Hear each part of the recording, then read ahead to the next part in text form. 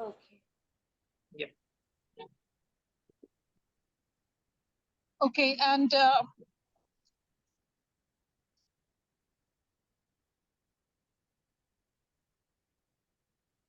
Ma'am, shall I start? okay, you can start.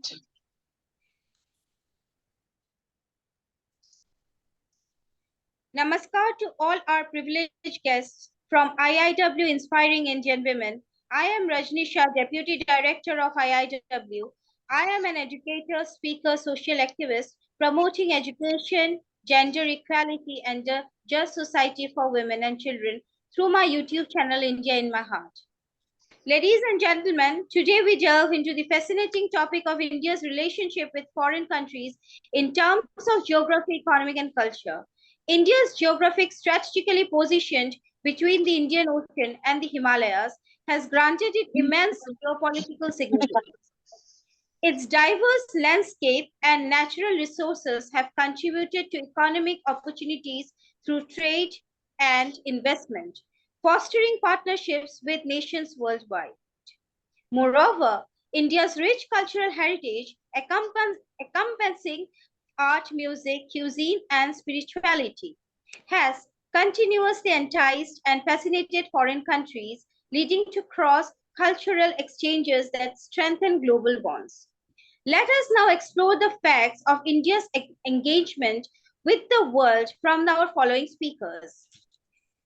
We have our guest speaker, a very senior and political analyst, Shri VIJAY RANA sir.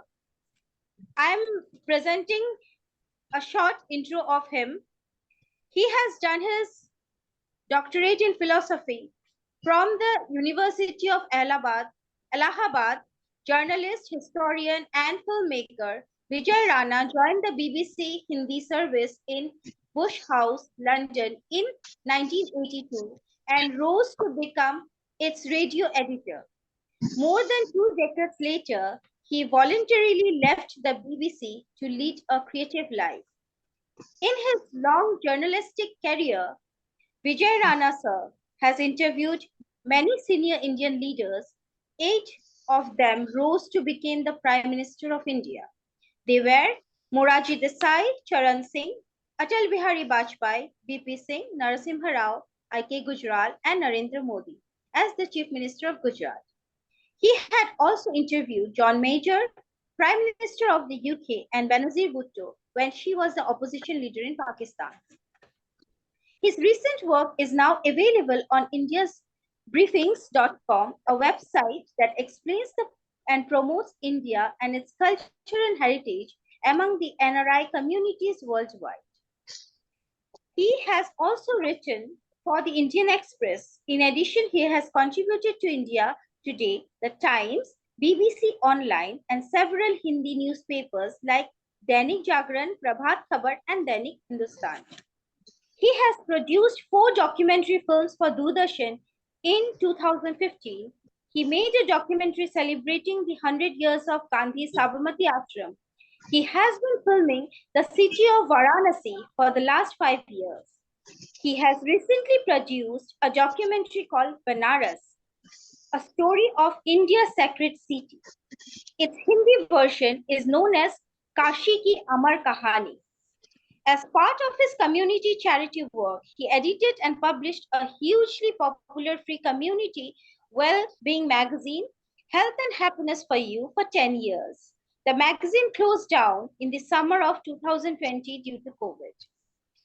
2012, during the Johannesburg World Hindi Conference, he received a Government of India award honoring his contribution to Hindi journalism.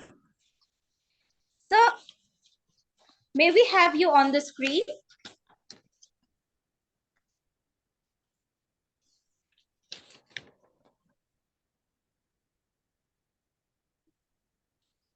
Can you hear me? Yeah. So I would like to ask you a few questions. How does India's economic growth and development influence its relationship with foreign countries?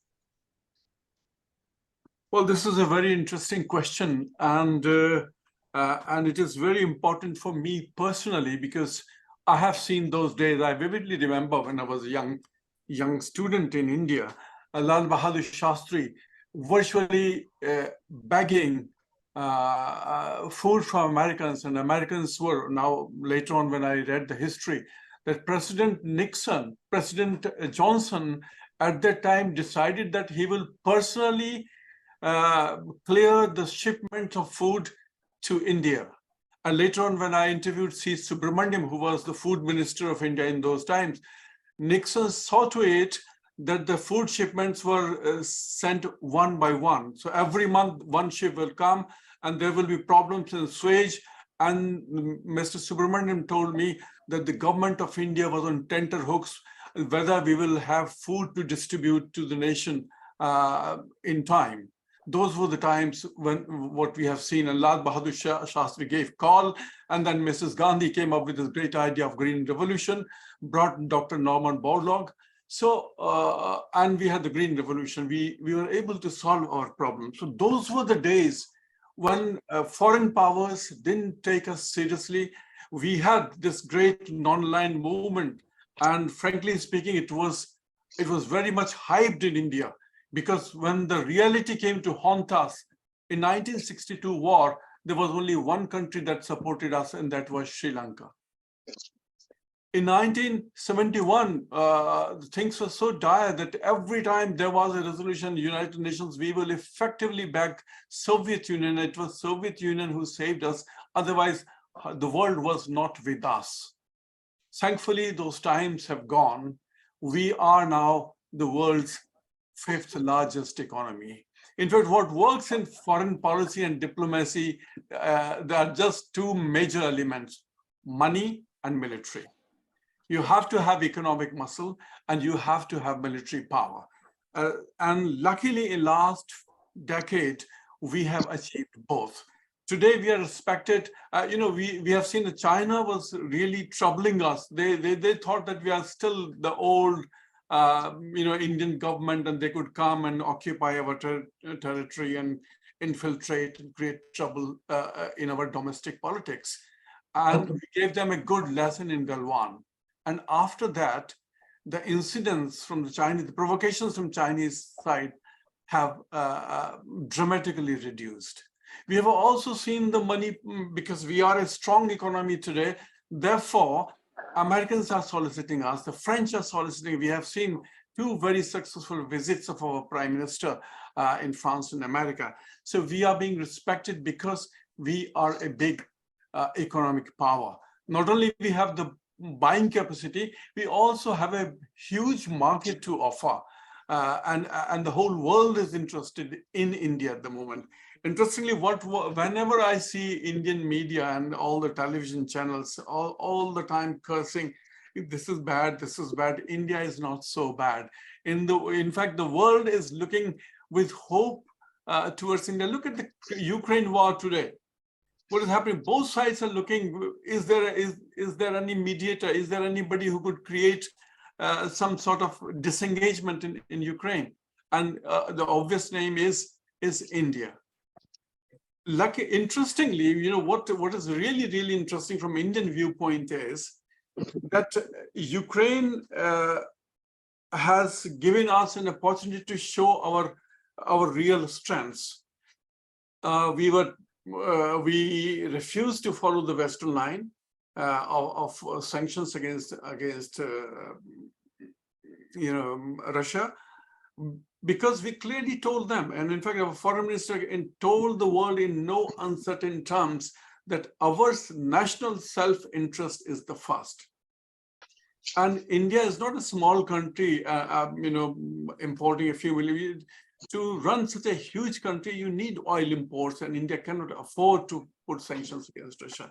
We started importing Russian oil, and this is what the diplomacy should always work in national interest.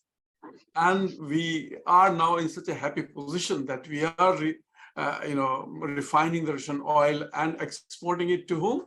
Those who are putting sanctions against Russia, Europe. So it's a very interesting situation.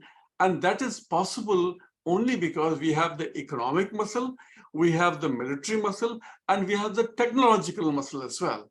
Remember, India is seen as a big technological power, especially in the in the new digital age. India is the technical superpower. Now, what India has to learn are two things. One, we are very prone to become, very easily. We have an air about ourselves when we become arrogant. And we have to be humble in our success. This whole idea of Vishwa Guru, now think of it, it sounds very good to an Indian to become a Vishwa Guru. And I'm coming to the soft power and cultural diplomacy, as we discussed earlier. Think how would a French would react when once one of your leaders say that we have an ambition to become the Vishwa Guru? Do you think the French would like it? Certainly not. So what I'm saying is that yes, we are on a very important threshold. We have, we have shed the baggage that was with, all this idealism and, creating a peaceful and non-aligned, and we are now pursuing our national interest through our foreign policy. We have an economic muscle.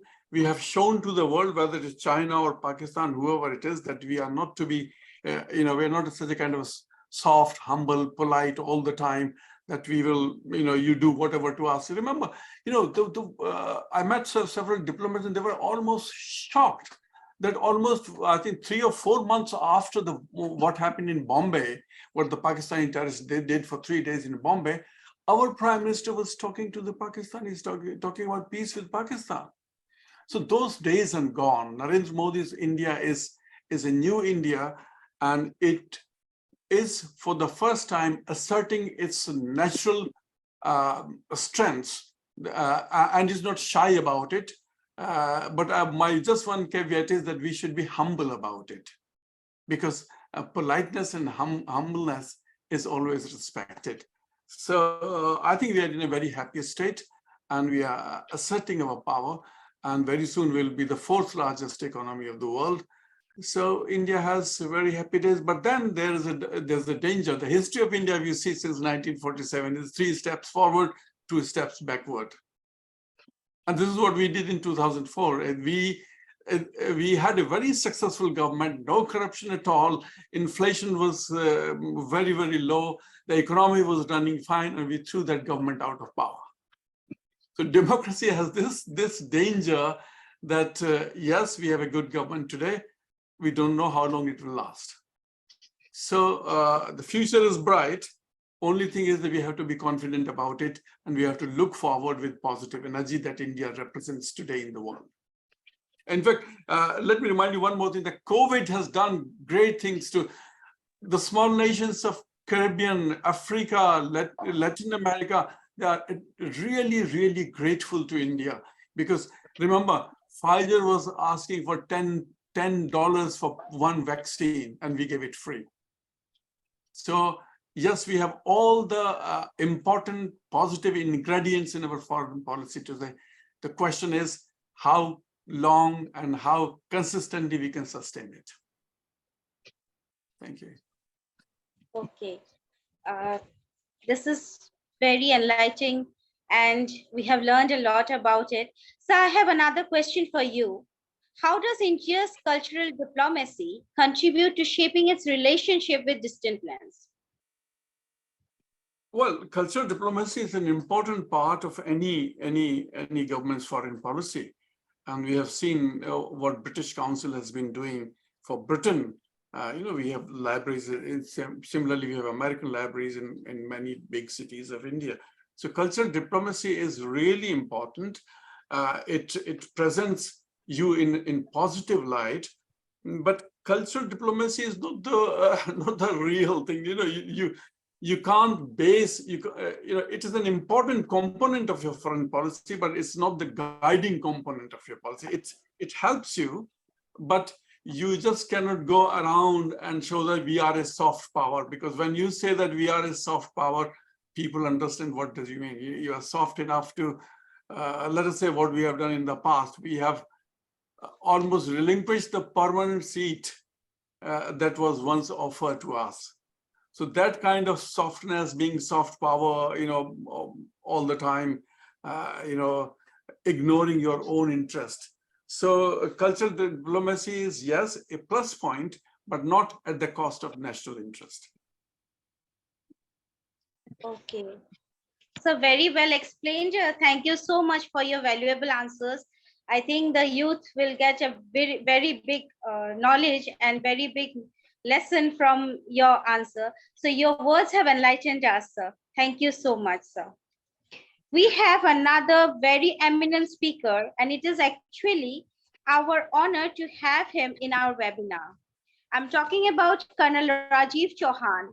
Colonel Rajiv Chauhan is a retired senior army officer with over 40 years of experience in general administration, security management, and human resource management.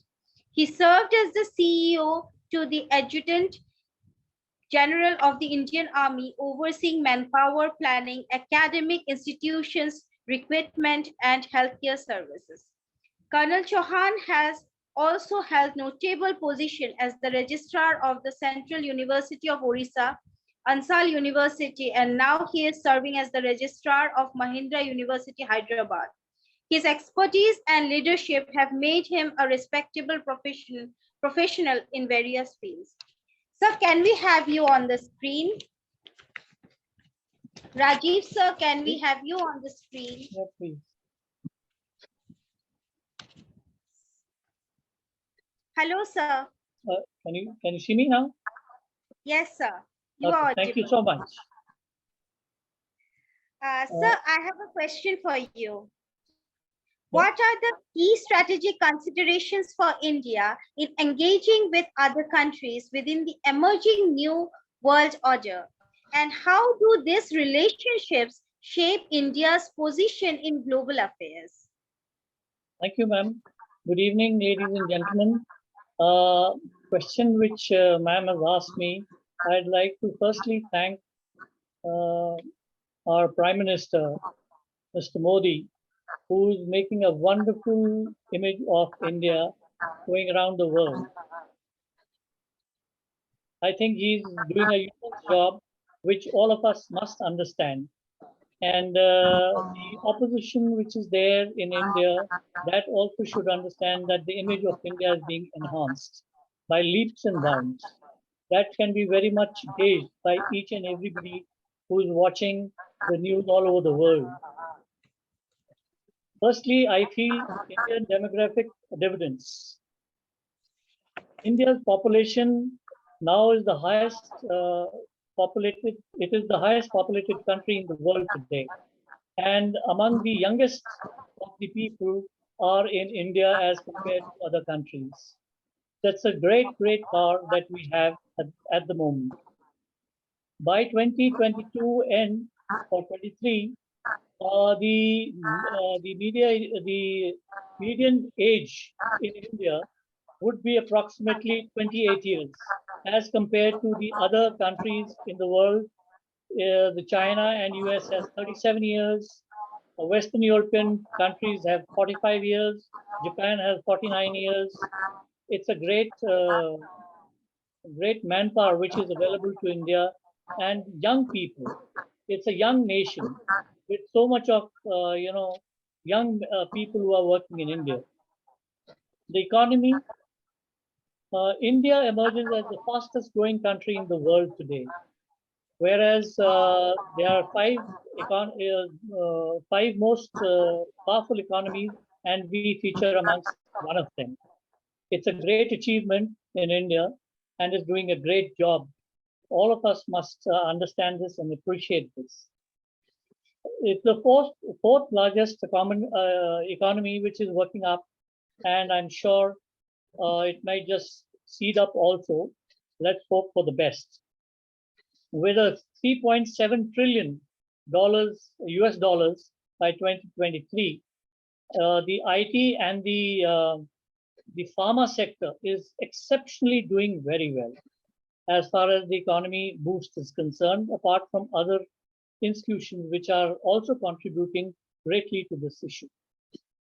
Militarily, it is the fourth largest army in the world today, and the force of the army is being felt all over the world by gauging the Doklam thing, which happened, Galwan Heights, that China cannot be taking us for granted. Even the Pakistanis, they cannot be taking us for granted. And the airstrike which took place, which the world was taken by surprise. I think it was a great stance taken by the Modi government, and it was done so well that the back of the the terrorists which were being trained there was broken, and This meeting is being recorded. it conveyed a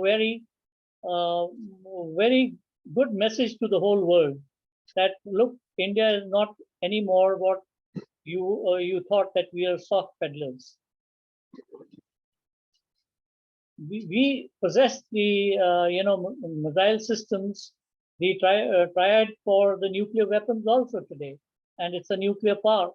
We can fire these missiles right from the ground level, the air, and from the sea, which very few countries have this capability of doing it. And our storage systems.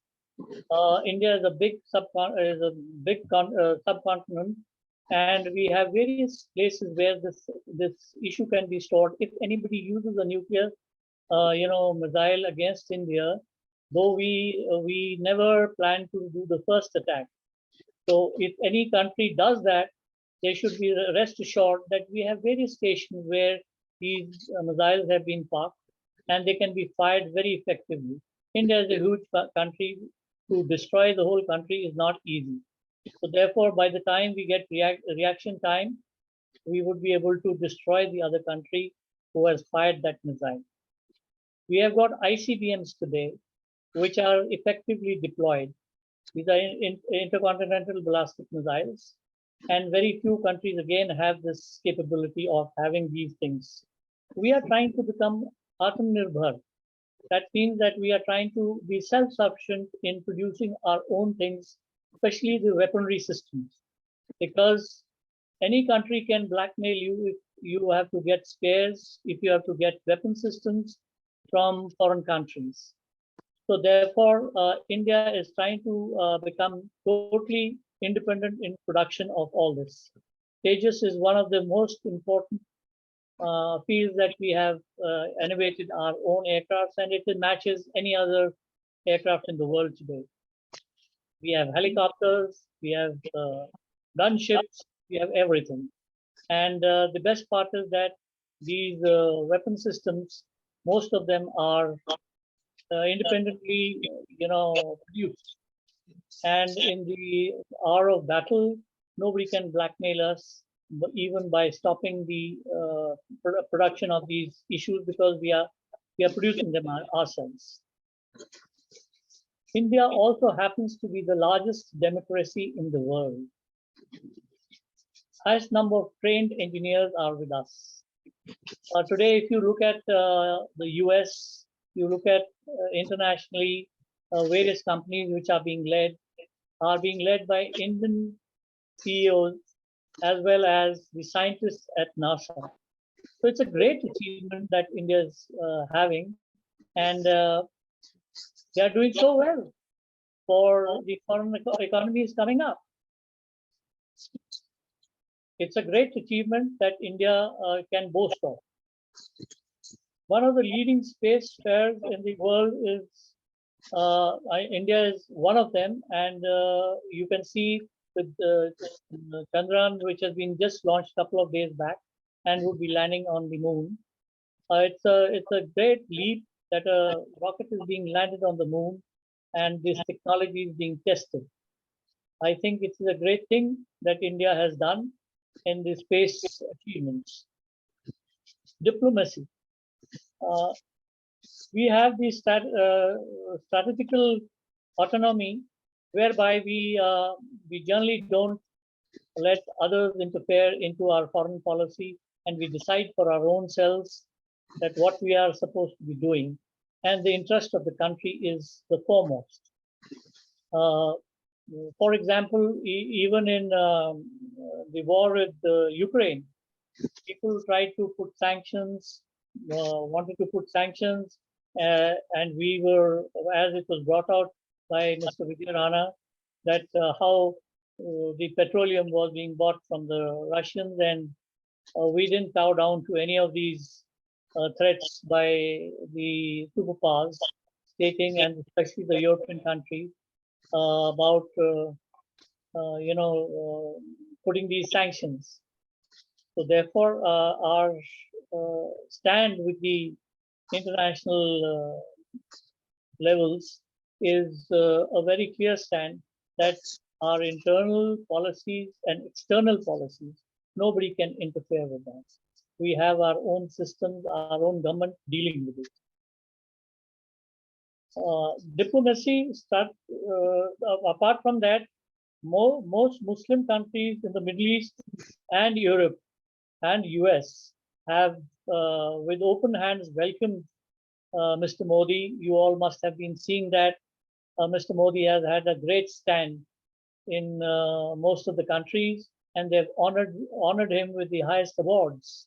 That shows that he's a great diplomat, and he's doing a great job in projecting India in the right sense, as it was brought out very well in the opening address by, I think, Rajni Shah, ma'am, stating that in England, people only project the worst, rather not only in England, everywhere. Most of the people project the worst part of India, which is incorrect. I think that the development which is taking place, the infrastructure which is coming up, the type of advancement that we are doing, these are the things which require to be projected. And we are turning into a world power, certainly for the Indian subcontinent and the Southeast Asian countries. We are a power to be reckoned with. And I hope most of the people can help India in projecting the correct picture of India, apart from just showing slums and what terrorism is going on. India is a vast country where, insurgencies are there, but India is taking good stock of it. India has. Very well said, sir. Yep. Sorry. Actually, I totally agree with you that the world is portraying us by showing the slums and all the problems of India. But the way you have highlighted the facts that what India is and what India is going to be is really commendable. So I have become a little miser because you are highlighting so many good points. So I just wanted to ask you another question. Actually, I want to listen you more. So what key factors contribute to India's emergence as a global power in the new world order? And what implications does this hold for global geopolitics? If you can highlight some important points, sir. Ma'am, I feel acquisition of critical technology, which is being taken up by India from US, Russia, France, Israel, is one of the steps which would really be very good if India can, get maximum know-how about the critical technologies. China is our main adversary. So India has the privilege of being included in the following organizations: the BRICS, the Quad, the BESTEC, SCO, and G20. I think the inclusion of India is itself a great, achievement, which India should feel proud of, that we have such good organizations as one of the members. Trade pacts will be leading with leading economies, that is UK, France, US, Russia, Saudi Arabia, Japan, Australia. We are getting into trade pacts with them, which is again a great boost to India's image, as well as the economics of India being, enhanced. Averting of financial crisis Like in 1999, 2008, and 2014, the world went into recession, whereas India was not in that state. We were a rising economy at that point of time also. And if you see today also, India is not in recession. Most of the economies, the world economies, are going down, whereas we are still forging forward and in a positive direction. India-African relationship. Now, India has got into relationship. You've seen recently the Prime Minister's visit to African countries too. Africa is full of minerals and natural resources, and India finds it a great privilege to, export or, get these raw material from the African countries, which is going to boost our economy to a great extent. Exploration of global commons, that is sea, ocean, and Antarctica space. These three factors are major factors which are worrying the world today, and we are in it, and we are doing a great human job in enhancing and technical advancements into these areas. Enforcement of anti-terrorism and anti-terror funding laws. We are very deeply involved into insurgency areas, and a lot of insurgencies are prevailing in India, but we are controlling them very well. And on the international levels, we are condemning it. That insurgency, all the funding which is happening all over the world and coming to India, we must stop it, especially to Pakistan, because they are trouble creators. It's a rogue state, and it has been, having a lot of issues with Indian borders, as you know, in JNK how things are. The Article 370, removal of Article 370 was one such issue which the world never imagined, and I wish it would have happened way back. It has taken us 70 years plus to remove this Article 370. It should have been well done much before this. And it is an eye-opener for everybody. Everybody thought, and everybody made statements in JNK that there'll be a lot of bloodbath if you remove Article 370, but there was nothing of this nature. And JNK has become one of the great tourist spots. It has a great potential as far as tourism is concerned. It's such a beautiful country, and it was very rightly said, "Agar kahin jannat hai, wo yahi hai, yahi hai, yahi." So that's about managing migration and other human rights issues. We are well aware of it, how it is happening in India, and how we are managing this immigration part of, Rohingyas and all those people getting in from Bangladesh side. That's another issue which is worrying us at the moment, and I'm sure the government is taking very valid steps for controlling this issue. So that's what I feel, that India is doing a great job, and this is how we would be engaging with other countries for enhancing our position in the global affairs by making our foreign policies so well. And the foreign minister, I think, is the ideal person that they selected, who's been from the IFS for his whole service tenure, and such people should be promoted. And the government is doing exactly this, that they are bringing in the correct people who are technocrats, who are educated lot, to be ministers and to guide the government accordingly. Thank you. Very well said, sir. 370 was really a curse that has been removed. And thank you so much, sir, for highlighting the important points. I think people have understood that what India is and how India can progress. Many things we have learned today, sir. Thank you so much. I'll again get back to you because I want to listen more from you. Now I'm moving to our next talented speaker, Dr. Harsha Bhargavi Pandiri. an Assistant Director Public Relations who is presently working on deputation in the Ministry of Culture, Government of India.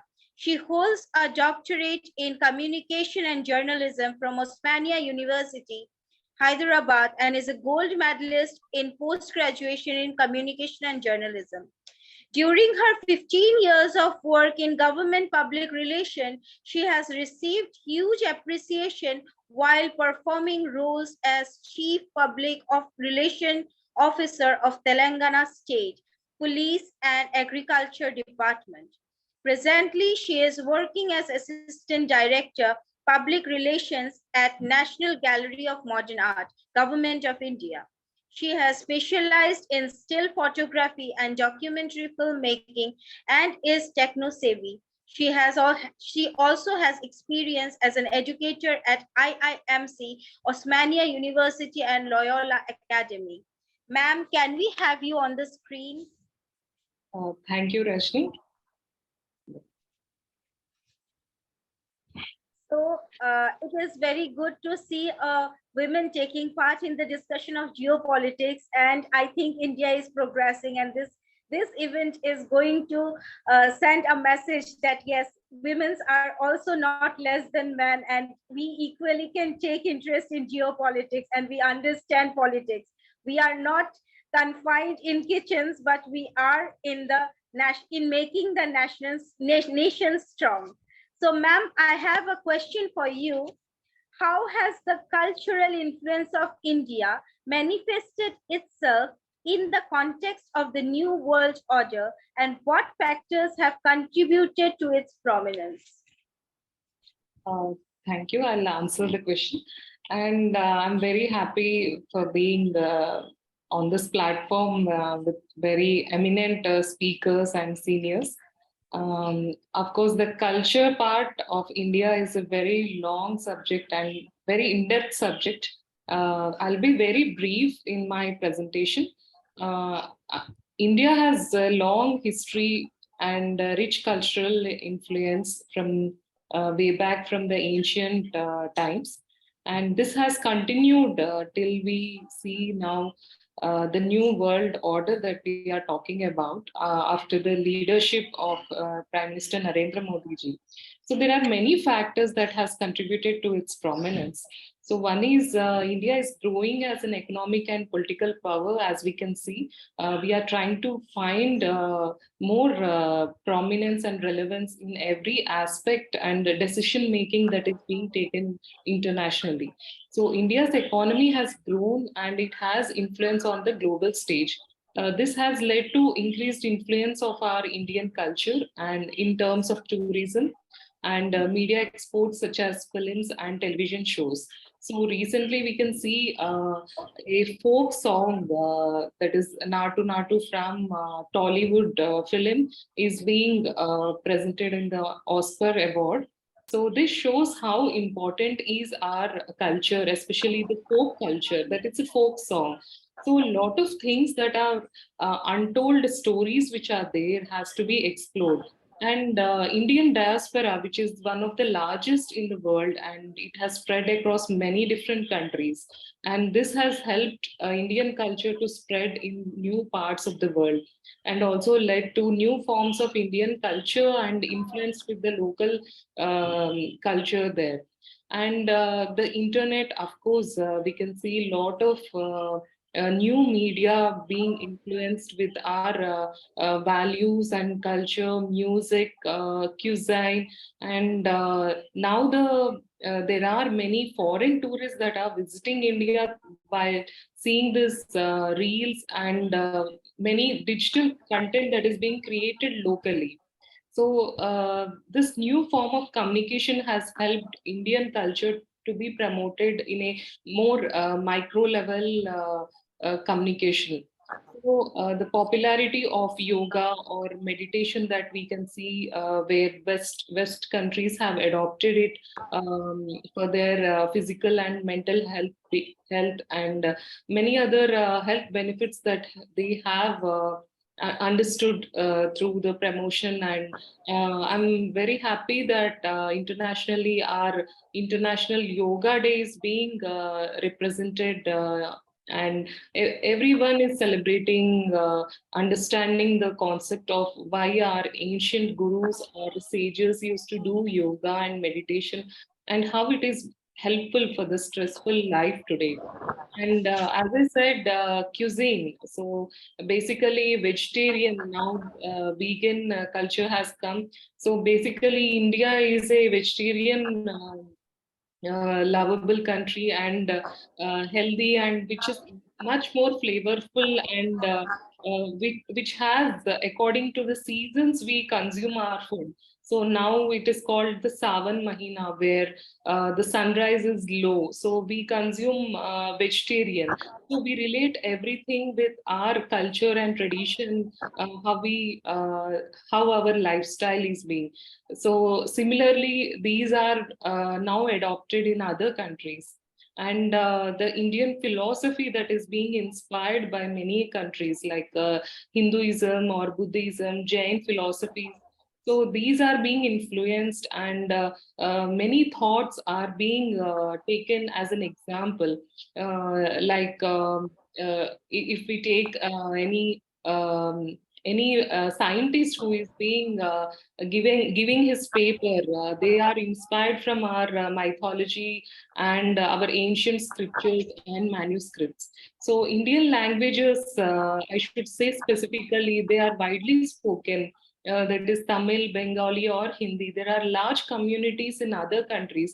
So if we see the online platforms now, how many people are learning Hindi world over, you can find a surprising figures that many there is a topmost figures of people learning Hindi world over. So these are some interesting facts I wanted to highlight, and these are the factors of which we are gaining prominence of our culture and traditions. Very well said, ma'am. India's culture is being adopted by many other countries, and people are learning from us. The Vedas, the Ayurveda, the yoga, which India has gifted to the world long back, now has been adopted by the world. So it is a privilege for us to know that our culture has been considered as the most scientific culture, where our rituals are performed with science, having science in it, and our culture is rich and is diverse. Thank you so much, ma'am. Actually, I want to listen more from you. So I have another question from you. I hope you won't mind. I will ask you one more question. In what ways has India's cultural influence impacted other countries within the framework of the New World Order? And what are some examples of significant exchanges and interactions that have taken place? Yeah. So as I was discussing, film industry, which is being very much vibrant, and people are catching up the popularity of the music that we are creating, and this is a unique style of storytelling that we have created through our own in-house productions. So of course, these are now being recognized as the international productions, but still we have our Indian culture or traditions inculcated in the presentation of the film or music or the storytelling that's happening. And very much impressed with our stories, untold stories, which they are listening now. And the ancient practices that are being adopted, especially for the stress reduction or personality development or physical fitness. There are many teachings that are being adopted from the Indian gurus that who have given lot of knowledge, ancient knowledge, which we are trying to decode it and try to understand. And we are, that's why Prime Minister Modi ji says we are going to become Vishwa Guru, where people are going to understand our how we have grown up spiritually, and there is a holistic healing that is happening all over, like the way the lifestyle we lead, from the morning with slokas or the Vedic chantings that we hear. So how good it's for our mental health, or to start a day with the positive energy. And the food we eat. So why it's called the home food, home culinary traditions. So the spices that we use, how we intake according to the seasons. So if we take our meal, not exactly the traditional meal, if you take the plate. So we have 14 agroclimatic zones in our country. So in each element that we have in our plate is from different agroclimatic zone. So this becomes a complete meal for us. So how many of us are following?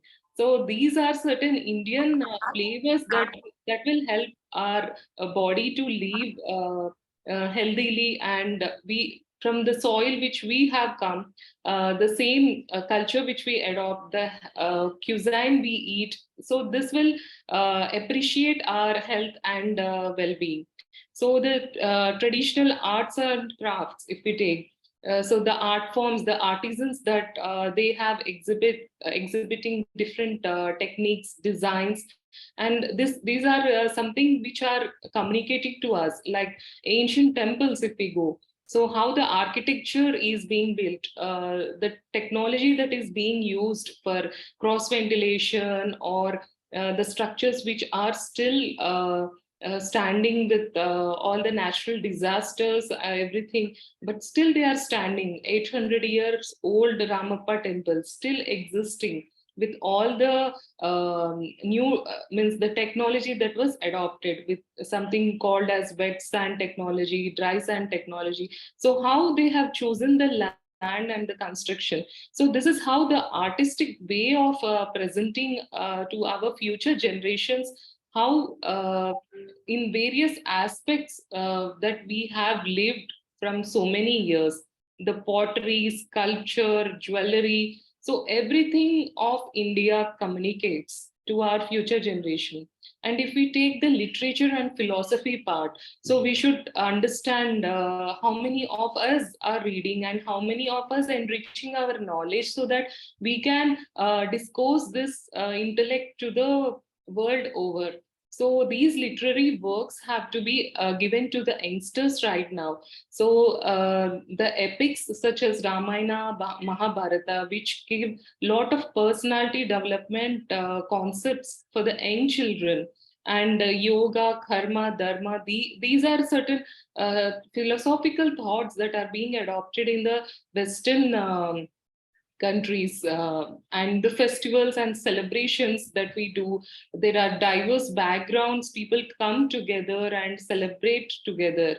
So they need not take appointments of their parents. So Indian culture is such that we come together for every occasion, every day, and enjoy our richness to be being together as a family. And I spoke about how economically India is engaging itself, and soft power is going to be the next important element of any sustainable development goal that has to be achieved in our in the world. Thank you. Thank you so much, ma'am, for highlighting the points how India's rich culture has reached worldwide. I'm again coming back to you. We have our next speaker. We have very talented political analyst, Dr. Ankit Shah. He is a chartered accountant and a company secretary, author of Geopolitics, Decoding Intents, Lies, Narratives, and Future.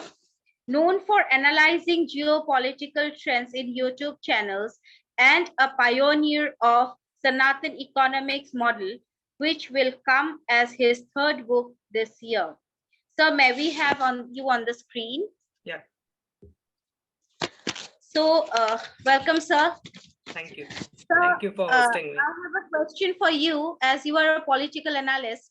So, do you think there are certain challenges faced by India in maintaining and strengthening its relationship with foreign countries in terms of economic, geographic, and cultural diversity?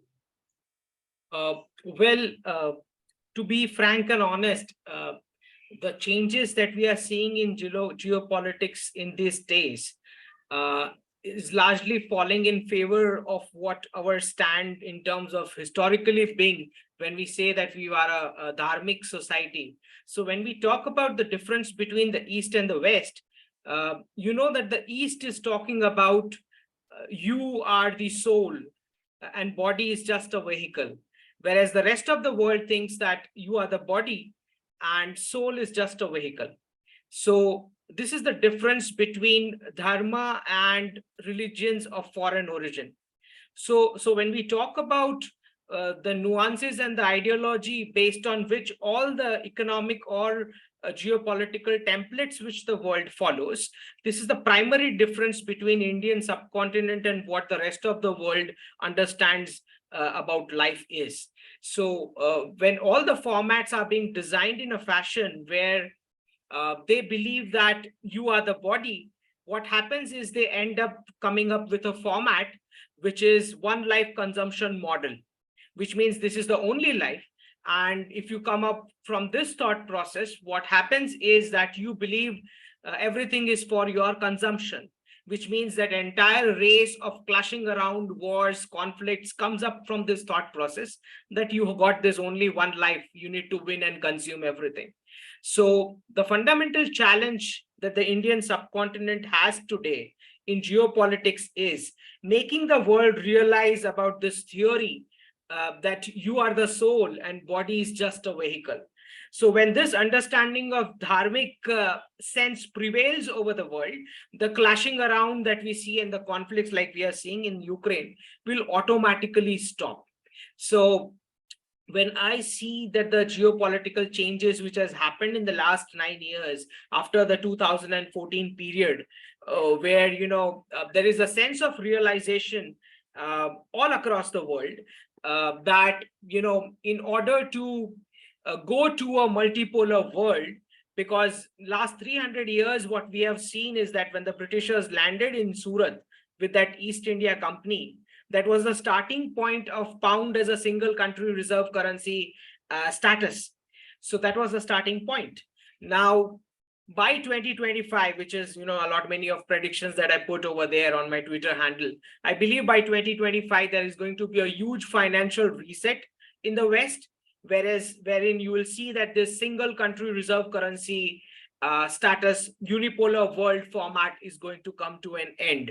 So I will not be surprised that Russia, India, China, and Asia is going to regain the glory that it had. I mean, for 1700 years, we're giving 27% to the world GDP on an average, without English language and without the reserve currency formula of looting others. So I do believe that the changes that are coming in, where the Indian currency has reserve currency feature, but it does not have the trading and the manufacturing levels to bring about a unipolar world. I'm seeing yuan, which is a Chinese currency, has a trading currency feature, does not have a reserve currency feature, because it has the manufacturing factory of the world status at this point. And I see that the Russian ruble does not have either the reserve currency feature or a trading currency feature, but has the highest natural resources on the planet. I mean, if you look at the IMF report, the latest one, Russia is the richest country in terms of commodities. So none of the three, I believe, can bring a unipolar world, which means that all three have to go to a compromise wherein you have to, adjust for a multipolar world to come in. Now, when we look at this kind of changes happening, I believe India is the only bridge that can connect the East and the West. Now, none of the BRICS participants are going to be comfortable if tomorrow they get to know that Vladimir Putin or Xi Jinping is going to handle the new currency. Do you get that? No, none of the BRICS participants, all of them are going to vanish. So they need India in BRICS if some currency alternative is to come into place. Similarly, in the Western world, where they created this last 300 years formula of polarized world, where the West is just printing the currency and financializing, and Asia and Gulf are supposed to manufacture and do the real production task. I believe that the torture of the Chinese citizens was primarily why the West was able to continue with this democracy, freedom, and all this, the enjoyment that the Western world did till now. So now, since we are going to a multipolar world, a lot of manufacturing will have to be shared among all the countries of the world, which means Mexico, Canada, and some of the Western countries are going to take the share of manufacturing, their fair share of pollution, their fair share of reduced printing of currency, which means I'm going to see a lifestyle cut of about 60% in the West, which is a cut in the defense budget, a massive cut in the social benefits, and a massive cut in the salaries. Because today, if a made in US product is supposed to be consumed by an American to an affordable price point, they will have to trim down the Western assets and the economy by 60%. So I do believe that after the US and UK elections, a massive change is going to come in terms of a reset, a financial reset.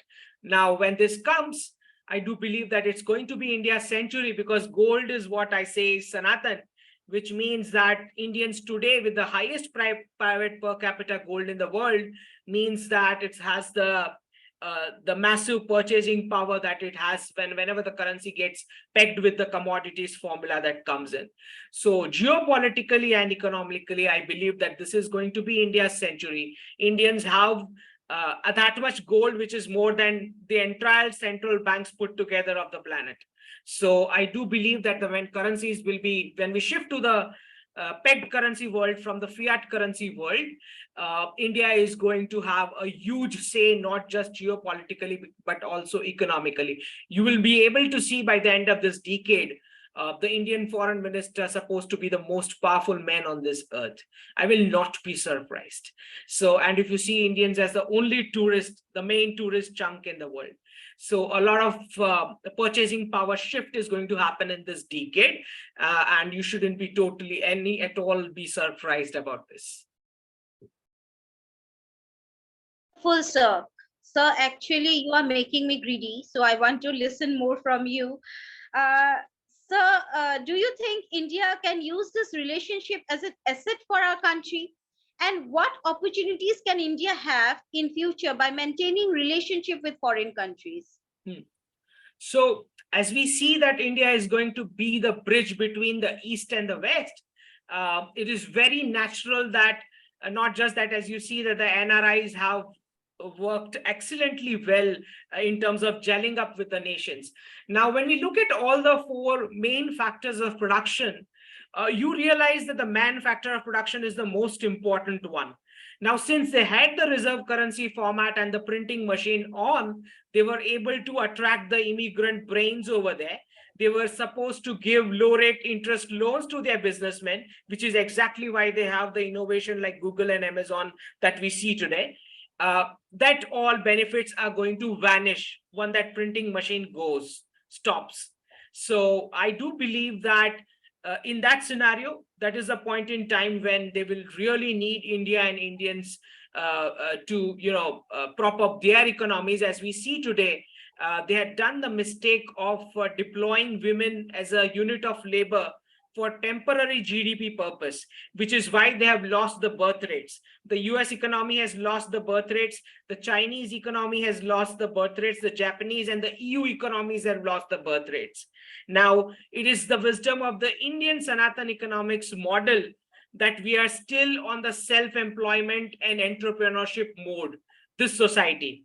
So the women of India and the world today have to realize that it was the Indian enterprising women which were the richest tycoons on this planet before the invaders came in. So this was that rich enterprising society. So when we move to the new pegged currency world order, I believe that the role of women and men are going to be very, very important, because there will be a shift of decolonization along with this de-dollarization process, where you will see that there will not be enough jobs, as you're already seeing the layoffs in the West, right? Because once that endless printing stops, many of service sector jobs are going to get hit. So when we see that hit, the world will come back to Sanatan format, which is the enterprising model of living. right? So Indians are going to have a huge say because we have still maintained that self-employment and entrepreneurship mode with a family unit intact. This is exactly why NRIs today are so successful in the West, because they have their family unit intact, which is why they are able to perform this much today, right? Because we believe in life cycles, we believe in taking care of old parents, we believe in taking care of the next generation as well, which is exactly why NRIs do so well in the West. Whereas in the Western families, you see, by the time the kid comes for graduation, their parents have already changed 2-3 times, right? They are unable to finish their graduation or post-graduation. So we need to harp on all the positive points of the Sanatan economic model that we had. Now, in the COVID times, India really did it like a smashing shot to all the Western and the foreign economic models, because Indians adamantly refused that we are not going to exploit the dead bodies and make profits out of this. So we saved the lives of the entire world from our pocket.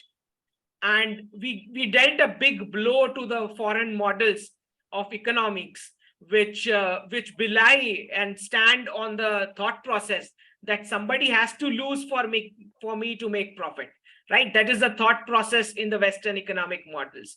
So I believe that the Sanatan economic model is the way forward for the world, and India's COVID help that India did have had a massive impact world over. And we need to, I mean, the world is now looking at us for guidance. And I think that is where we should come up with, as our other learned speakers rightly pointed out, with our dharma and karam. Those philosophies need to come back. Rather than talking about a God-fearing life, we need to talk about the karma-fearing life. Rather than talking about commandments, we should be talking about how we are going to make this society and lives better for everyone, work on the biodiversity and stuff like that.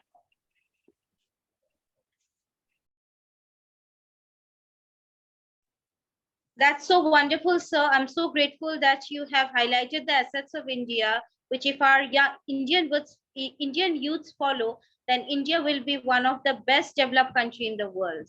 And we can see India in #1 position. So I will come back to you. We have another dignified speaker, Dr. Manjari Singh. She is an assistant professor of Amity University of International Studies, Amity University, Noida. Previously, she served as an associate fellow at Center for Land Warfare Studies, CLAWS, an Indian Army think tank based in New Delhi. Dr. Singh holds a doctorate from Jawaharlal Nehru University in West Asian Middle Eastern Studies on Sustainable Development in Jordan. Her area of interest includes contemporary Middle East, India-Middle East relations, Indian Gulf relation, India national security and sustainable development. Dr. Singh has co-authored a book titled Persian Gulf 2018, India's relationship with region Singapore, Palgrave Macmillan, and has edited Islamic movements in the Middle East, ideologies, practices, and political participation and national security challenges. Young Scholars' Perspective, her research paper have appeared in many international journals and think tanks such as Mediterranean Quarterly, Washington Institute for Near East Policy. Dr. Manjari Singh, can we have you on the screen? Yeah, I'm already there. Hello, ma'am. How are you? I'm good. I'm good. Thank you so much for inviting me. So I have a question for you. How has India's role and influence evolved in the contemporary Middle East? And what are the key factors shaping India's engagement with the region? Okay, that's a very interesting question, but I am more, influenced by the discussion that has been happening for past 1 hour on this platform. So I would just want to, contribute my 2 cents on that discussion. So, everybody talked about the narrative building, the perspective from the West. And Rana sir talked about the military strength and the economic strength and all of that, technological strength. Now, if you look at these trends, these are majorly Western perspectives. the Eastern perspective or the global South perspective has been very different. India's perspective has been very different. And I think at this platform, because we are talking about India's narrative, and I think that it is very important to sort of highlight on India's perspective of the world order. And this is not new. This is something that this idea of Vishwaguru is not new. It was propounded long time back and reiterated by Swami Vivekananda ji in his essay, which he wrote in 1901 on, and it was titled as the Master, the Vishwaguru. So according to him, he says that there are 3 criteria to become a Vishwaguru. You can only be a Vishwaguru if you have empathy, if you can empathize with the, and you can stretch this to individual as well as to, global order. So if you have empathy towards the other states, if global South countries have an empathy with the allied nation states, so that kind of empathy is required, that you understand the situation of the, of the countries which are not so developed or not so at a position to handle their, their economic prowess. So that is, empathy is very important. Then the second criteria that he talks about is support, that how do you support these nations, or how do you support an individual? So you support through economic aid, through reconstruction. So if you look at India's support, whether it is in Afghanistan or whether it is in Sri Lanka or whether it is in any parts of the world, it has been it has been unique. India has been, and many a times it has been shunted for its its investment. For example, India has been building libraries in Afghanistan. India has been building schools in Afghanistan. So it has been looking at the benefit of the world, benefit of the people. So people-centric approach has always been India's perspective. Then third thing he talks about is the motive. The motive, and that is the most important aspect when you are talking about relations, interpersonal relations, or relations between the countries. So your motives have to be just. So if you follow all these criteria, if you sort of combine these criteria, you see that the superpowers today probably would not fit the chart, because all the economic aids, all the subsidies and everything comes with the terms and condition. While India's support to the countries has not been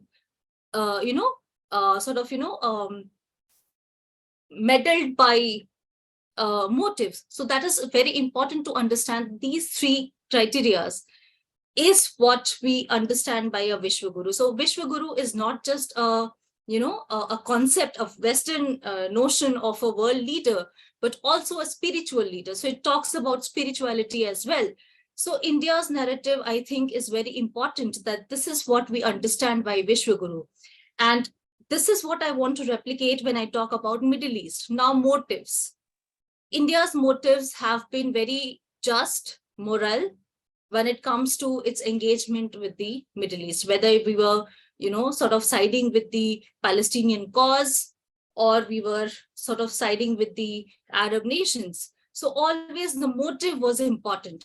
Now, if we talk about India and Middle East relations, India and Middle East relations have not been linear. They have been very wavy, and there have been many crests and troughs and many, ups and downs in the relationship.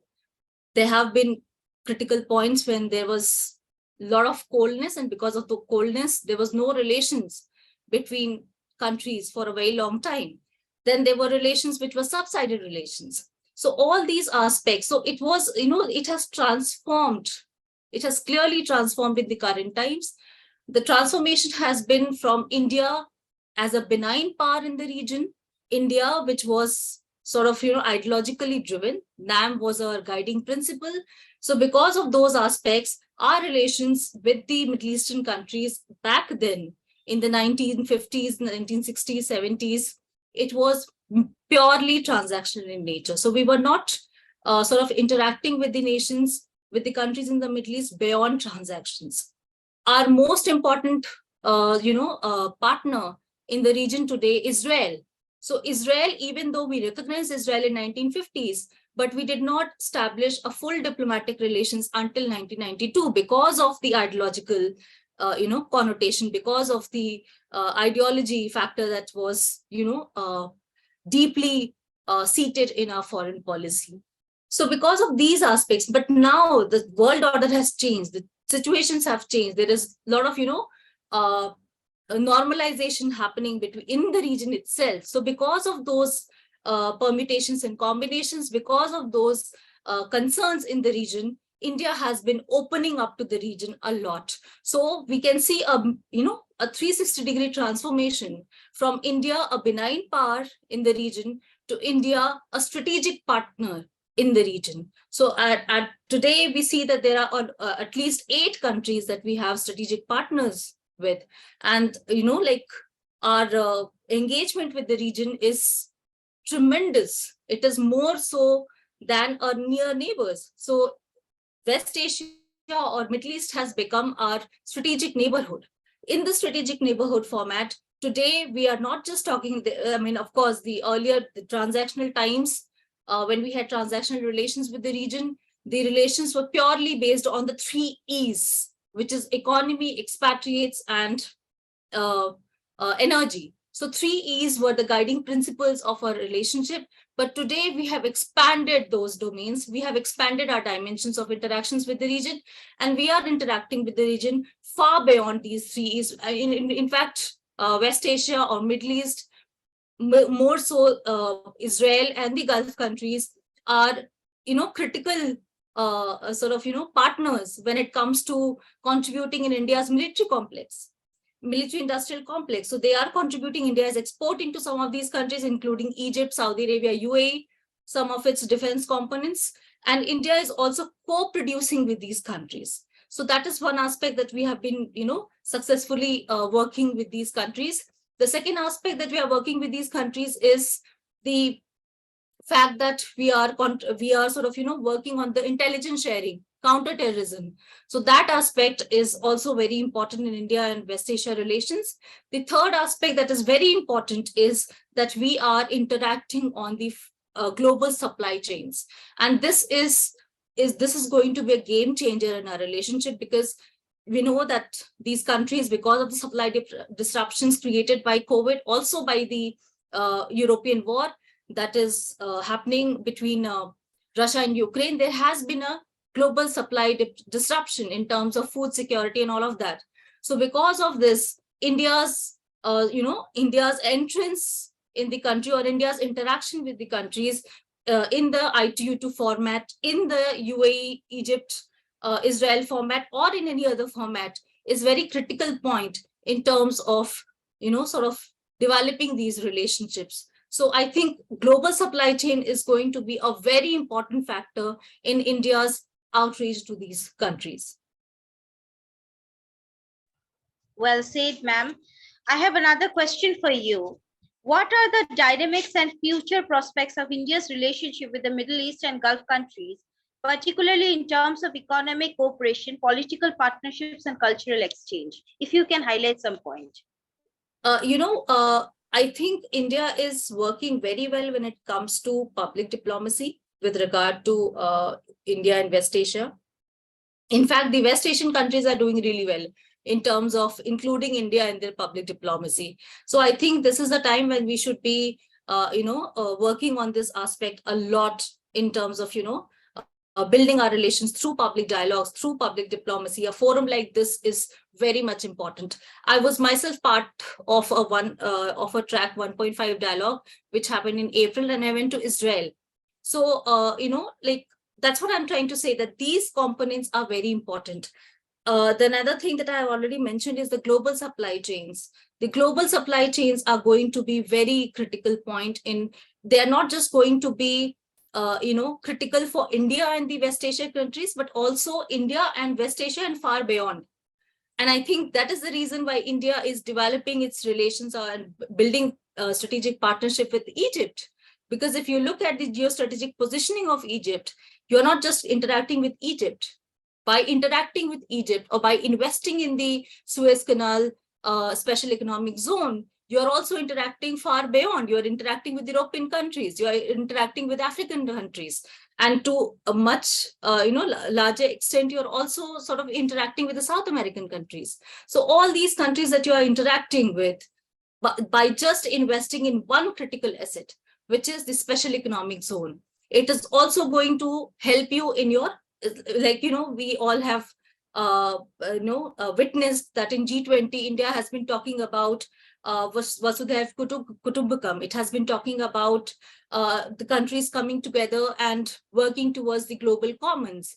It is also talking about the countries coming together and working on addressing the gray rhinos of the future. The gray rhinos are food security, energy security, and all kinds of security that you can talk of, non-traditional basically. So all these aspects are critical points, both for West Asia and for India. So as India looks west, the countries in the region are looking east towards India. So there's a complementarity. There's lot of scope for complementarities. So I think this is one thing that India should be working. And I think the Prime Minister is doing a really great job by interacting so much with the, with the countries in the region. From 2014 and up until now, I think there have been more than 50 high-level visits happening between India and Gulf, happening between India and Middle East. So that tells you that the region is very critical, very important to India. So I think we are doing a lot. And also because of the fact that this region is not just, by building relations, like I've already pointed out, by building relations with these countries, we're not only building bilateral, we are also going much beyond the bilaterals. We are working in multilateral formats, in various formats. Plus, we are also engaging with them for the future. So this relationship between India and West Asian countries is not just the relationship of today. This is the relationship of the future. And because it is a relationship of the future, a lot of investment is going to happen in the future, in the coming future, between India and West Asian economies. Thank you. Hearing from a woman in terms of geopolitical analysis is a big asset for us. Thank you, ma'am, for adding Middle East and Gulf countries' relationship with India. We'll be back to you soon. Please don't leave the meeting. We have some questions for which will be open for all. Whoever wants can answer, but we have our last but not least, we have an advisory member of IIW. He is an eminent speaker, Mr. UMESH Agarwal, a conscientious Indian citizen active in media and volunteer work, thinks that young people in India need to become more aware of both spoken and unsaid global events. An entrepreneur by trade, a commerce graduate by education, and a veteran of the information technology, three-tier architecture industry, he has made it his mission to increase public understanding of global current affairs, macro and microeconomics, heritage, international relations, history, and economic affairs. He is a renowned geopolitical expert, visionary, and astute opinion leader. He is passionate about analyzing current events and reporting on them in a variety of international publications, including Turnicle, US Politico, Catley, and Bharat Voice. Many of his writings went viral and attracted the attention of international and Indian celebrities who commented on them. He is currently editor-in-chief of National Opinionated IndianChronicle.in. Sir, may we have you on the screen? Thank you, Rajni, for giving a very illustrious introduction. And please post your question. Sir, my first question is, which foreign countries are India's key economic partners and what factors contribute to this strong economic ties? I would like to say, apart from few countries who do not recognize India, every other country is India's economic partners. I can just list them out who are not India's economic partners, but adversaries. If they are China, Pakistan, Turkey, Khalistan issue has made Canada our adversary. Even UK, we can see what is happening with the vandalizing of temples happening there. Apart from that, I would like to come with the statistics. India is having around 2.4% of the land mass and 17 to 18% of the population. Every 6th person in the world is an Indian. And apart from having such a constraint of resources to feed the population And the Indian government in the past few years have demonstrated that they are the leader of the global south. You can see in Turkey, in spite of being an adversary of India, when the earthquake struck, India was the first country to rush aid to Turkey. In Afghanistan, apart from building library, we provided them like 250,000 tons of wheat. This is incredible. It happened after we had a regime change. We had a hostile Taliban government on 15th August 2021. Not to mention, India has evacuated 20,000 students from Ukraine, war hit Ukraine, and our aviation minister Jyotiraditya Scindia was there. Not to mention, about 3,500 Indians were evacuated from Sudan, and we have evacuated many American and French nationals as well. And all this started during the COVID. We could see that India initially provided hydrochloroquine to the world. Even Donald Trump threatened India that you have to give us that hydrochloroquine, otherwise we'll stop all the vaccine materials. And around 100 countries benefited from our vaccine victory diplomacy. Just see how we have rescued Sri Lanka from the debt trap diplomacy. We provided them with a generous steps. And because of that, right now, many countries, because of this trust, many countries are now adopting the rupee and the rupee bilateral trade. I think around 15 to 20 countries have already signed.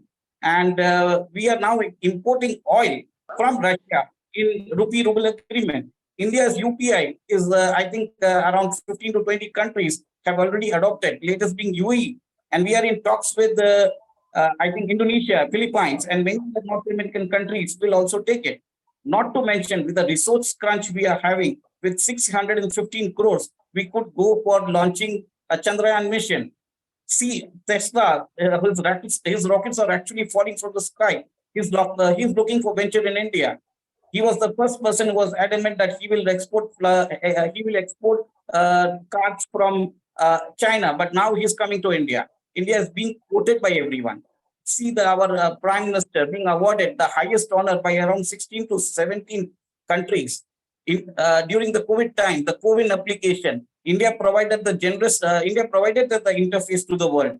They said you can use our interface. Now this trust is being developing. India is being looked upon as trust, even by the adversaries, even by the friendly countries.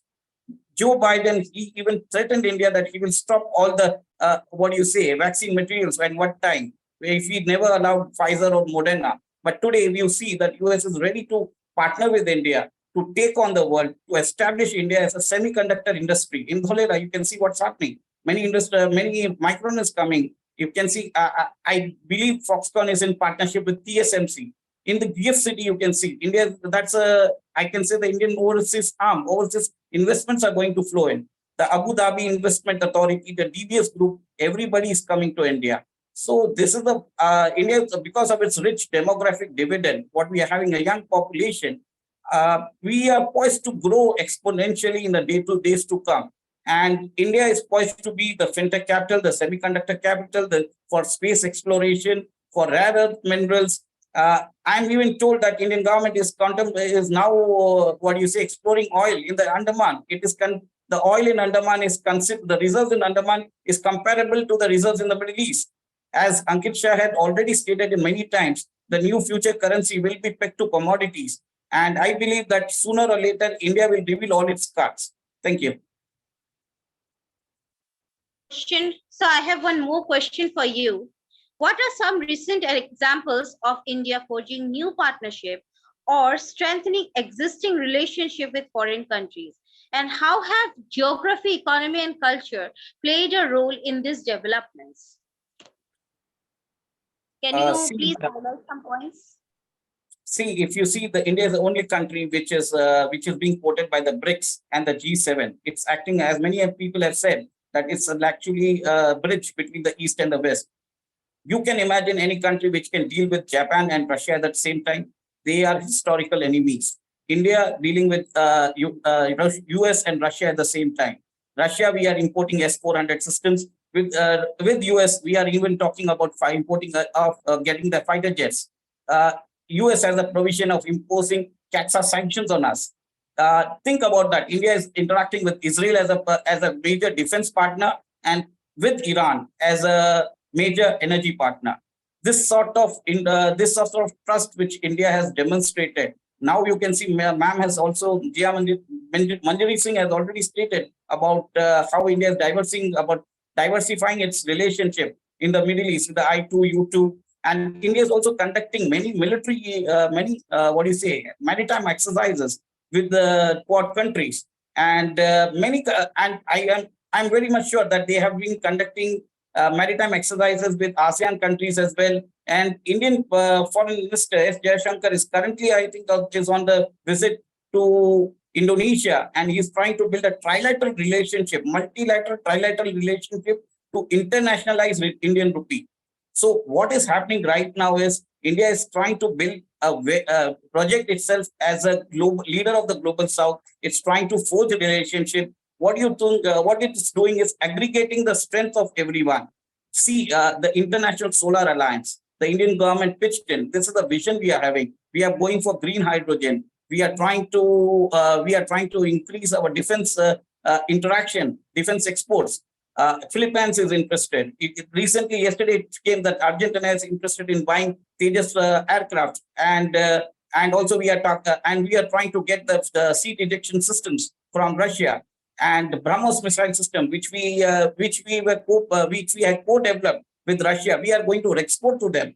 So a lot of things are happening. I have nothing to say more. It's a party time for the next decade for India.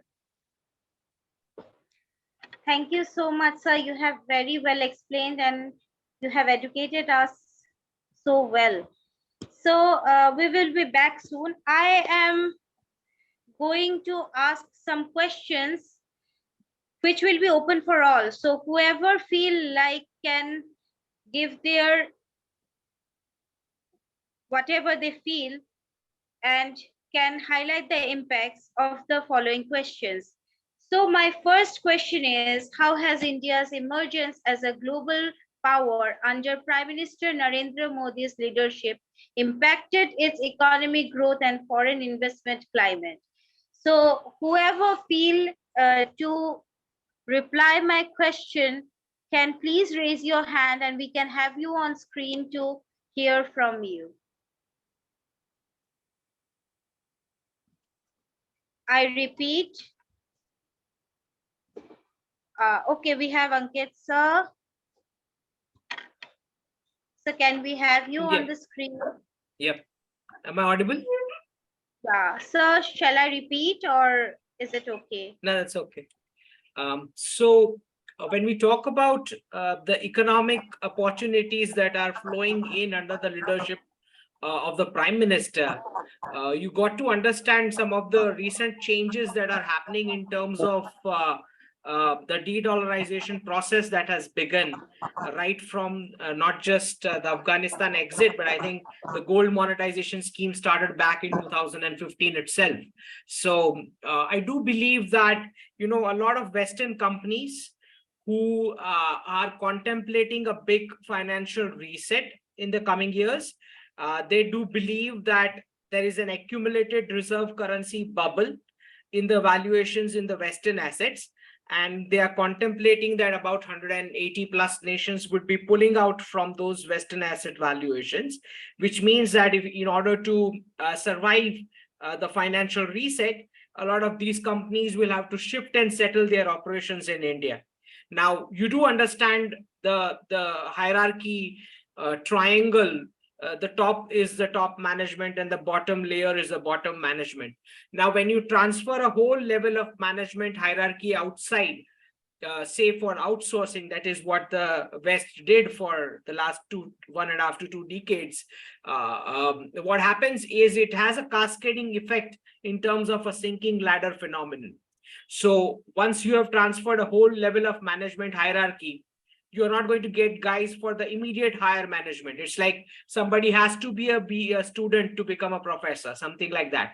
So when they transfer a whole level of management hierarchy outside, the immediate problem they are going to face is they don't have people for the next hierarchy, and then the next, and then the next.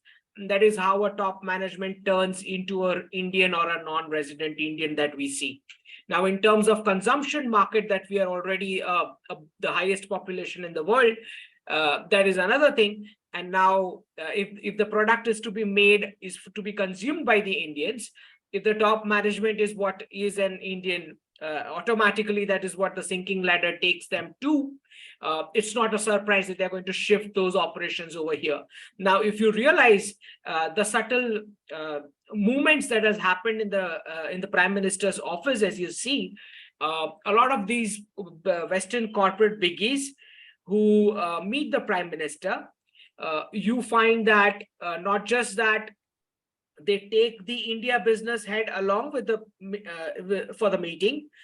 When they come out of the meeting and go back to their nations, they announce layoffs over there in the West and also vacate offices in the West. And then they announce plans for the operations or the investment that they have for India.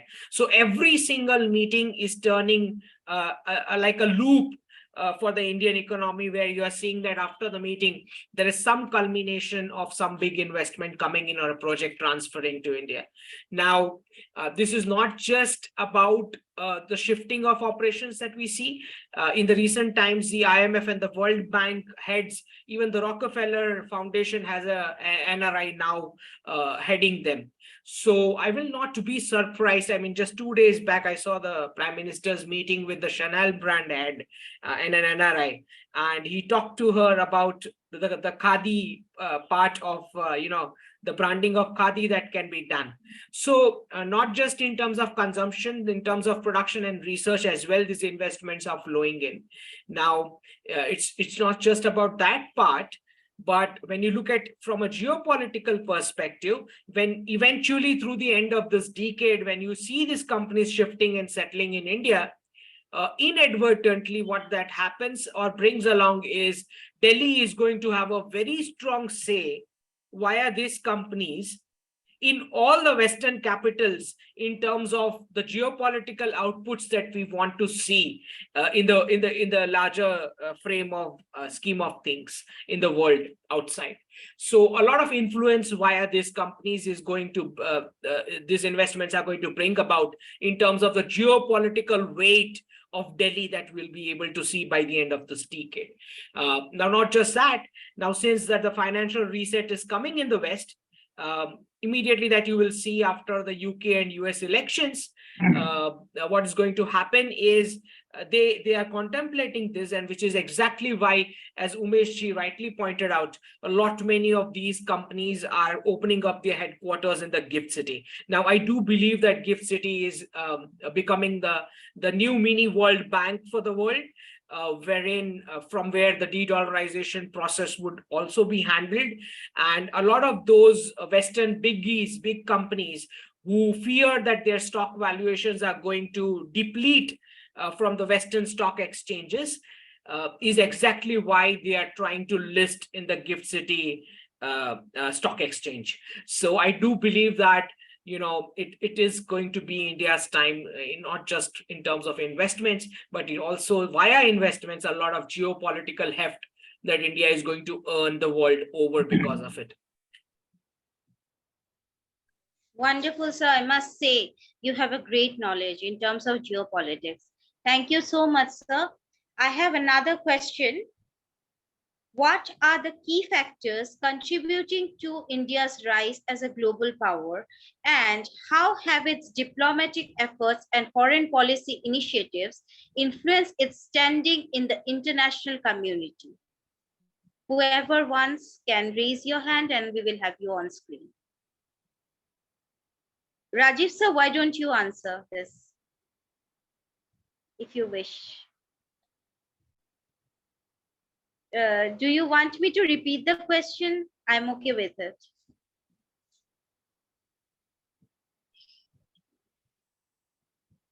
Shall I repeat?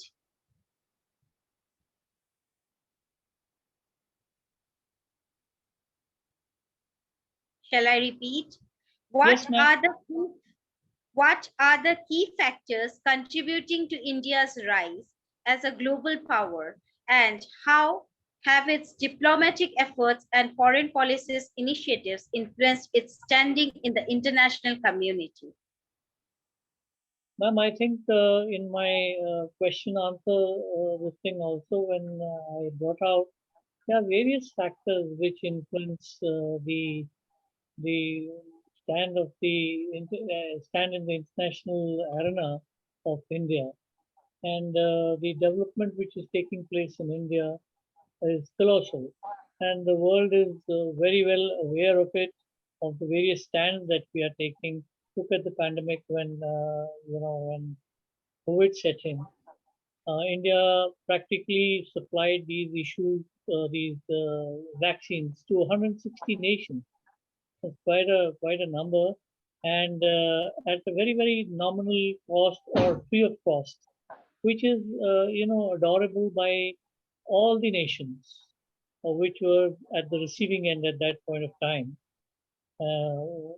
Apart from that, any natural disaster which has been taking place in all over the world, we have been one of the first countries to go and support that natural disaster in these countries where so much of damage had been done.